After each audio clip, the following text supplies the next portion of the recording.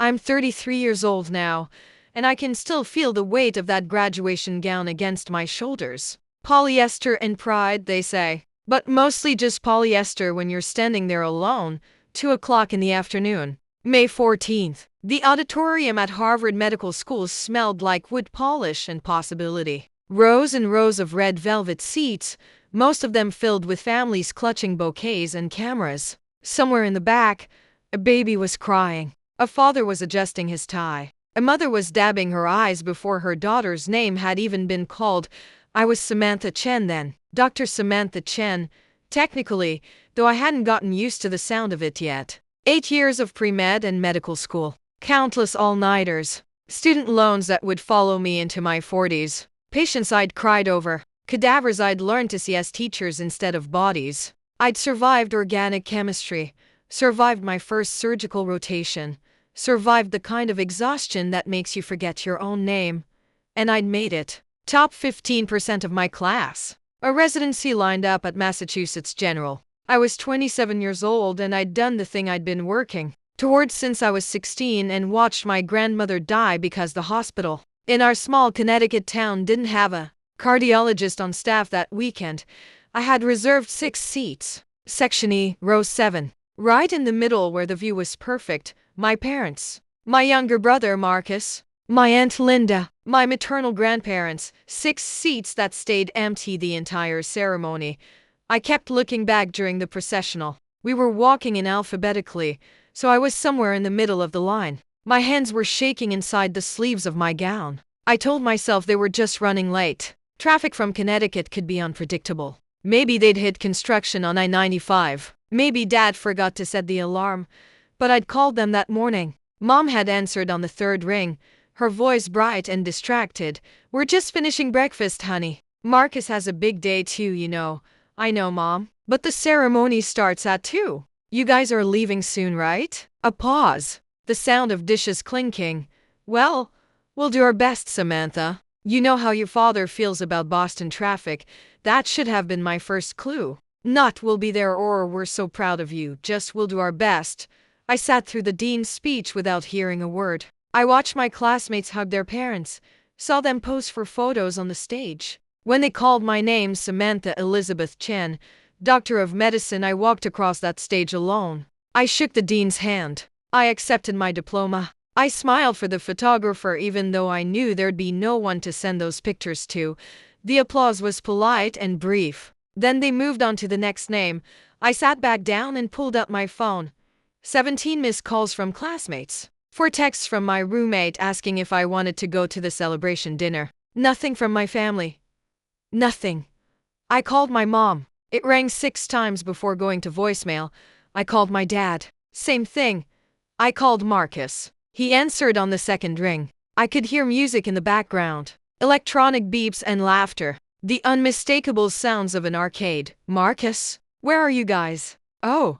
Hey Sam. We're at Fun Zone. It's wild here. I'm about to beat Dad's high score on the racing game. My throat closed up. What? Yeah. It's packed. Mom got me this VIP party package thing. There's pizza and unlimited tokens and Marcus. Today is my graduation. Silence. Then. Oh, right. Is that today? It was at 2 o'clock. I told you guys 3 weeks ago. I sent the invitation. I called this morning. I guess Mom didn't mention it. But hey, congrats on graduating or whatever. Listen, I gotta go.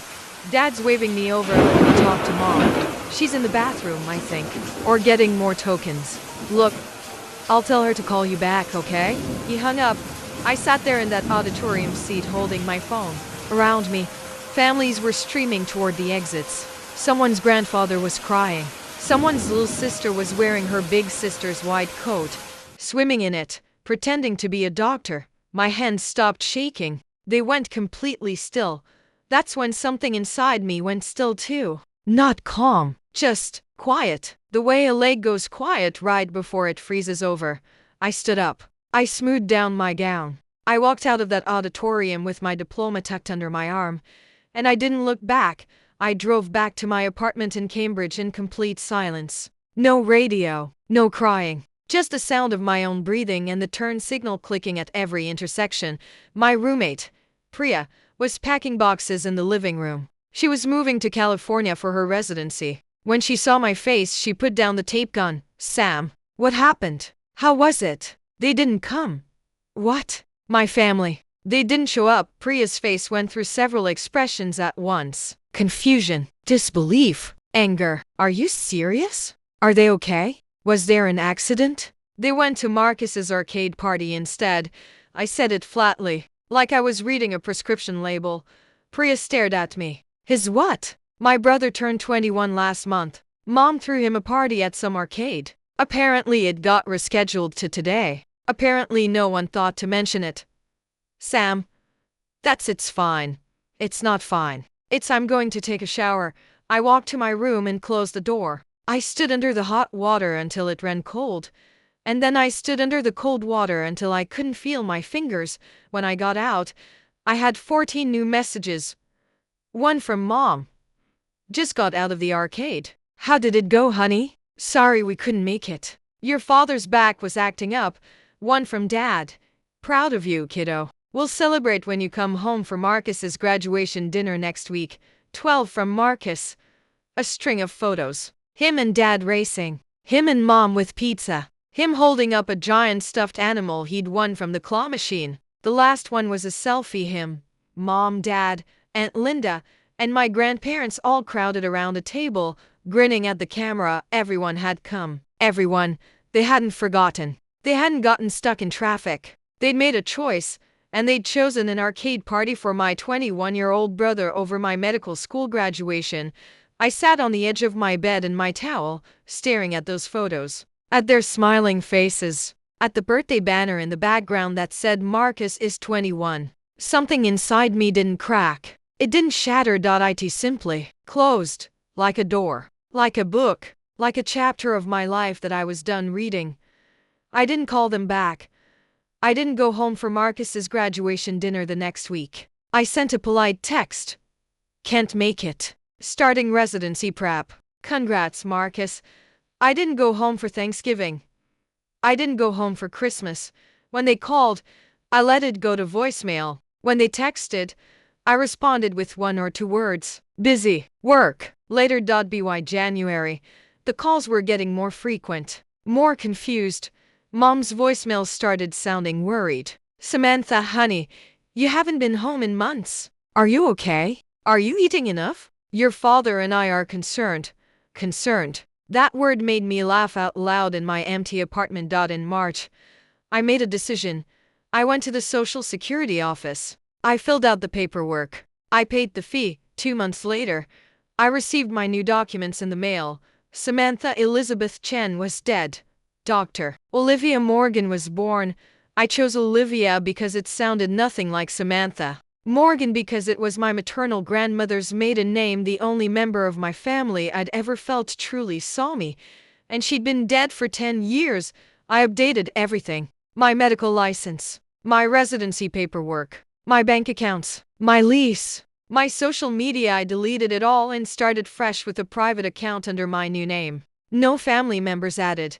I didn't tell anyone except Priya, who called me crying when I explained what I'd done. Sam, Olivia, are you sure about this? I've never been more sure of anything. But your family? I don't have a family. Priya, I have people who share my DNA. There's a difference. They're going to try to find you.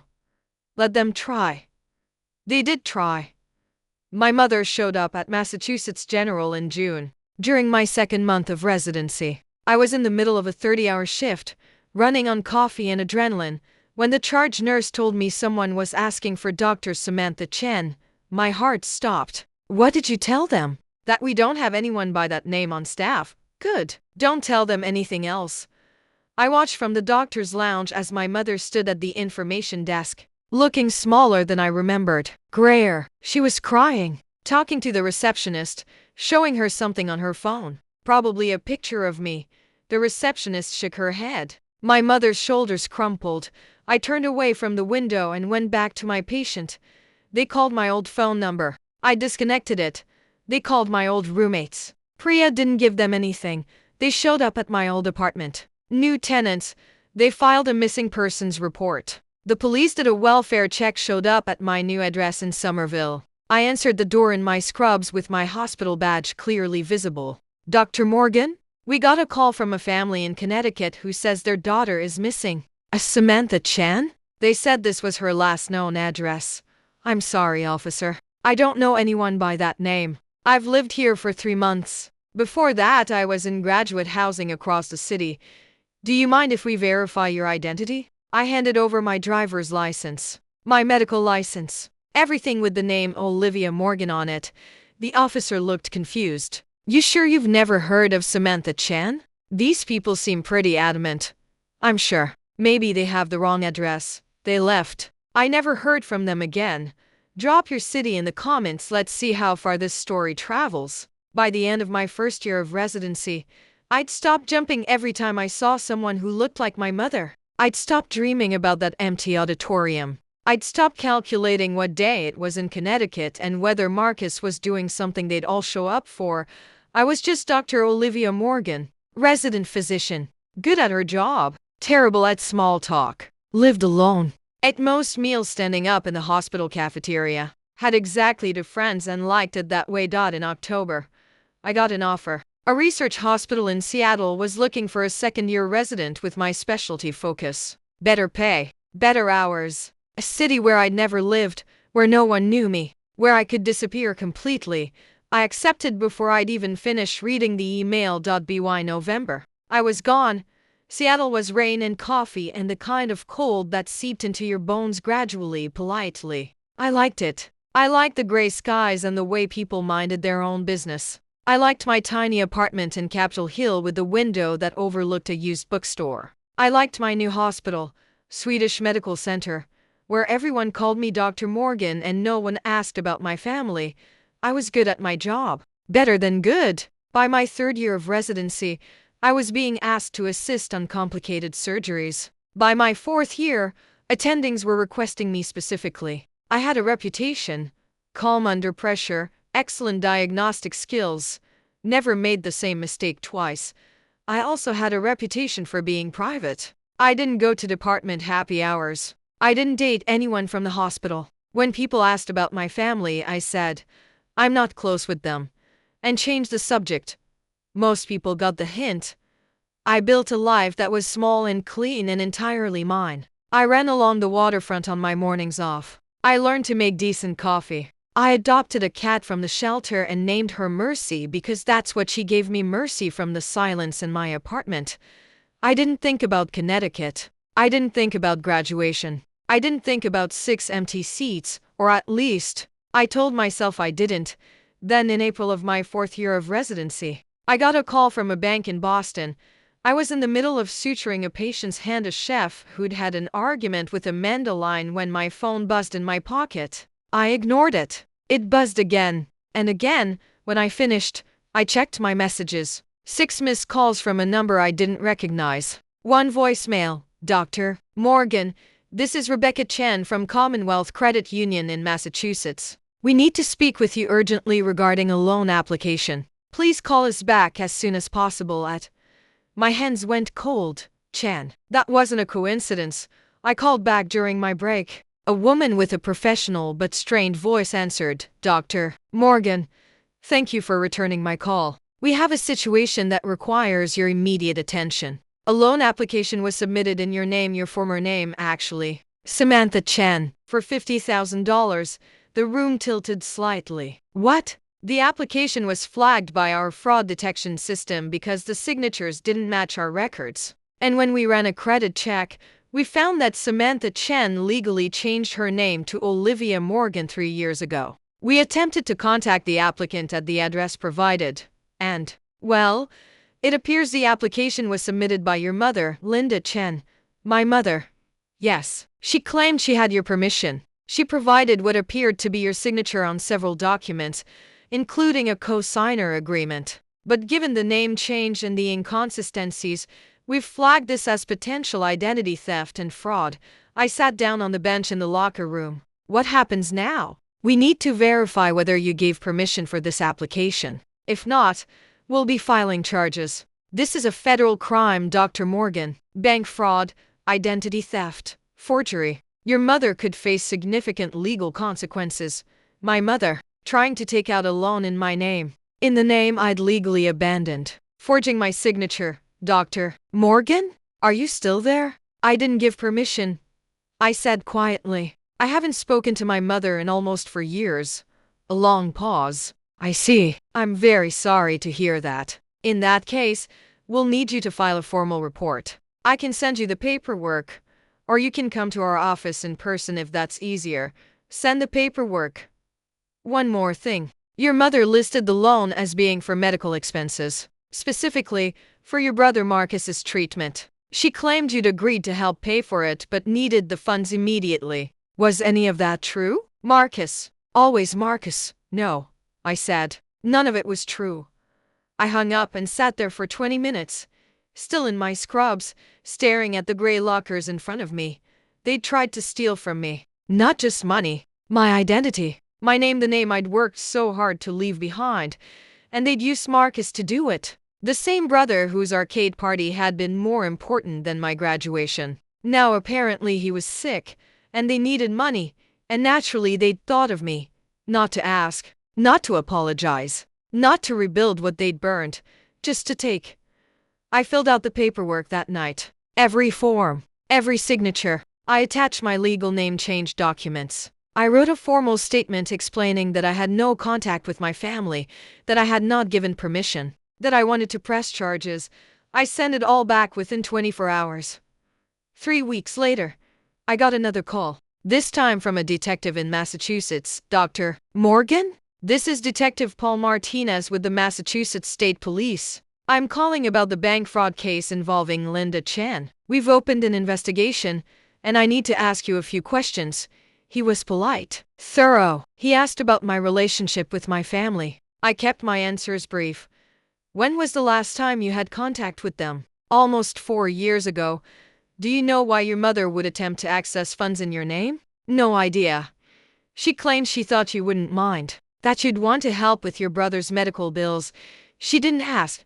No, she didn't. That's why we're treating this as fraud. A pause. Dr. Morgan, can I be frank with you? Please. Cases like this, they're complicated when family is involved. Are you sure you want to pursue this? Your mother could face up to 5 years in federal prison if she's convicted.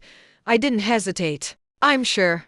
Even though she's your mother? Especially because she's my mother, I said. She knew exactly what she was doing. She knew I'd changed my name. She knew I didn't want contact. And she forged my signature anyway. If she'd done this to a stranger, you wouldn't be asking me if I was sure. You're right, he said quietly. I wouldn't. I'll be in touch, Dr. Morgan. The next call came from my father. I didn't recognize the number, but when I answered, I recognized his voice immediately. Samantha, I almost hung up, but something stopped me. Maybe I wanted to hear what he'd say. Maybe I wanted him to finally say he was sorry. It's Olivia, I said coldly. Right. Olivia, your mother told me that she changed it.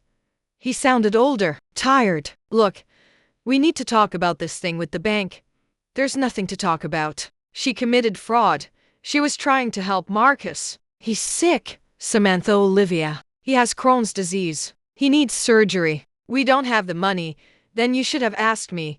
Would you have helped? His voice rose slightly. You haven't returned a single call in 4 years. You disappeared. You changed your name. Your mother filed a missing persons report and the cops told her you were fine. You just didn't want to be found. Do you know what that did to her? Do you know what you did to me? Silence. You skipped my medical school graduation, I said, and my voice was shaking now, all that carefully constructed calm cracking. Harvard. 8 years of work. And you went to an arcade party instead. You all did. Mom, you, Marcus, Aunt Linda, Grandma, Grandpa, everyone. You made a choice. It was Marcus's birthday. It was my graduation. I was yelling. I never yelled. Nurses walking past the break room glanced at me through the window. You chose him. I continued, quieter but harder. You always chose him. When I got into Harvard, you said it was nice but not to get a big head. When Marcus got into community college, you threw a party. When I got my residency, you asked when I was coming home for Marcus's graduation. When I stopped calling, you didn't ask why. You didn't apologize. You just moved on. Like I didn't matter. Like I'd never mattered. That's not fair. And now you want me to pay for his surgery? After 4 years of silence? After Mom tried to steal from me? She didn't steal. She was going to pay it back. With what money, Dad? You just said you're broke. No answer. Don't call this number again, I said. And tell Mom if she doesn't accept the plea deal the DA offers, I'll testify against her in court. I'll bring photos of my graduation. I'll bring the texts you sent me from the arcade. I'll explain exactly why I changed my name and disappeared. I'll make sure the jury knows what kind of family you are. You'd do that to your own mother? She did it to her own daughter, I said, and hung up. My mother took the plea deal. She pled guilty to attempted fraud. She got 2 years probation, community service, and a permanent mark on her record. No jail time. Because she had no prior offenses and because the bank got their red flags before any money changed hands, the DA sent me an email. Case closed. You won't hear from them again. But I did hear from them. One last time. It was a letter, hand-delivered to Swedish Medical Center, addressed to Dr. Olivia Morgan. The receptionist brought it up to me during a rare quiet moment in the ICU. Someone dropped this off for you. They didn't leave a name. The envelope was cream-colored. Expensive. My mother's handwriting on the front. I almost threw it away. But something made me open it. Maybe curiosity. Maybe the need for closure. Inside was a single page. Her handwriting, the same looping script she'd used on my childhood birthday cards. Samantha, I know you want me to call you Olivia now. I'll try, but you'll always be Samantha to me. You were Samantha when I held you as a baby. Samantha when you learned to read. Samantha when you told me you wanted to be a doctor.